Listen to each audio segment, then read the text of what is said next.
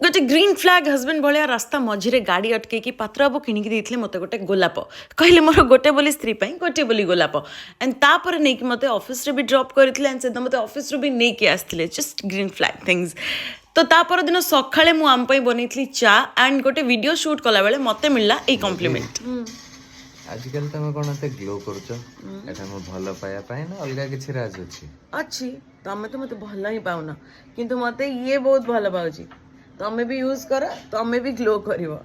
एटा होची डम डॉक 2% कोजिक एसिड नाइट क्रीम जो थरे अछि नाइसिनामाइड आउ अल्फा आर्ब्यूटिन जोटा आपन को स्किन को डीप नरिश करि थाए रेडनेस को कमी थाए आ गोटे सुंदर ग्लो मध्य प्रोवाइड करता है जो माने यूट्यूब रे मो वीडियोस रेगुलरली देखंती से माने जानि चंती मु बहुत थरो मो चैनल रे सजेस्ट करि छी आपन मन को ए क्रीम टी यूज करिया पई डॉक्टर्स माने भी सजेस्ट करंती